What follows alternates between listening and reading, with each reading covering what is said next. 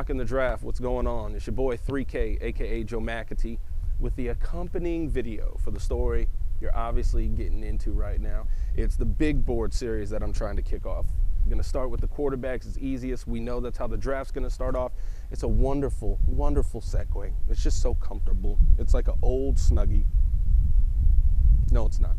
Now, when I break down these tiers, essentially what I'm looking at is a first tier of somebody that, for quarterbacks at least, that first tier is going to be somebody that you want, that you're going to need to plug in from week one. So when you talk about, and let's go ahead and tease it, Andrew Luck and Robert Griffin III, those are guys that you're looking at that are likely going to be starters through the preseason going into week one, unless there is some crazy free agent signing or one of them gets hurt. When we talk about the second tier, these are guys that may not start week one, but you can have some confidence that should the need arise, if the starter is not playing well, if the starter goes down to injury after a couple weeks, whatever the case is, the fan base starts getting animated and similar to what happened with Tebow last season, you can plug these guys in and have some confidence that they'll be able to be somewhat successful, at least when they get in the game. The third tier is guys that start to bridge that gap between starters and almost career backups. These are guys that aren't going to start, aren't going to really push for a starting job, but are there with a capability should the need arise. Guys like Colin Kaepernick at the 49ers last year. There's nothing to expect that these guys are going to get much time in year one, but there's a ceiling, there's potential there that perhaps they could be starters down the road, and if the situation arises, maybe they can plug in some game time in year one. The fourth tier is where you're really getting into the backup range. Fourth tier are these guys that you know they're going to sit. There's some potential there, but is it worth it to deal with that if a guy is already playing well on the team? A lot of it's going to be situational. Maybe you take a guy from that fourth tier when you have a fading starter and you're not sure whether he's going to be the guy, and maybe in year two you give one of these prospects a shot. Tier 5, you're really talking about backups, career backups, and there's not too many of those. You get to the end of the draft, sometimes you pull a Tom Brady. Sometimes you get one of those guys late on day 3, undrafted free agent who works out. But the reality is foresight is 0-0 and hindsight's 20-20. I don't do math well. No surprises in the first tier. I've got Andrew Luck, #1 overall, followed by Robert Griffin III. That's my top tier. There's a reason they're likely going 1 and 2. Getting into the second tier, I've got Nick Foles at 3rd overall, followed by Brandon Weeden, then Kirk Cousins and Ryan Tannehill.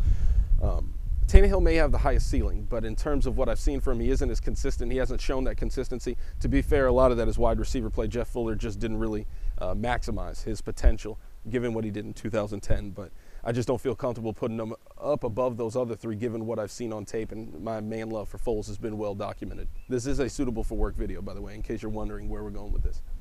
One note that I am going to reference at the end is height.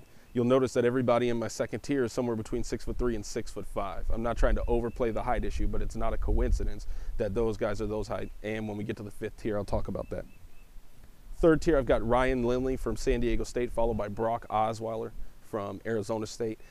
Like I said before, with that 3rd tier, you've got some potential for starters there, but have they shown you everything that you want to be confident that they can come in early on in year one? I haven't from either of those guys. Now, Osweiler's incredibly tall, and Lindley's got a strong touch on the ball. It's going to be interesting to see what teams they go to and how they end up working into that positional depth chart.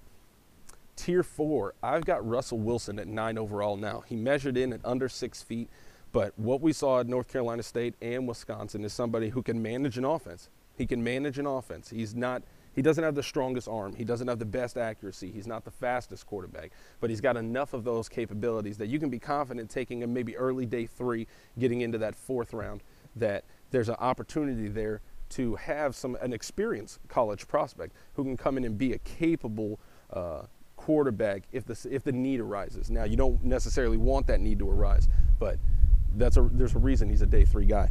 After Russell Wilson, I've got B.J. Coleman from Tennessee Chattanooga, and then at 11 overall, I've got Case Keenum from Houston. A little bit of a system change coming to the NFL depending on where he goes, but that's going to be an interesting prospect to watch how his career starts off. In the 5th tier, I start off with G.J. Kinney out of Tulsa, followed by Austin Davis from Southern Mississippi. I've got Kellen Moore, the Boise State prospect everybody loves to hate to love, at 14, followed by Chandler Harnish from Northern Illinois. Now, I mentioned that I was going to discuss height. As opposed to that second tier where everybody's between 6'3" and 6'5", here in this 5th tier, everybody's between 6 foot and 6'2". Obviously, Kellen Moore being the shortest.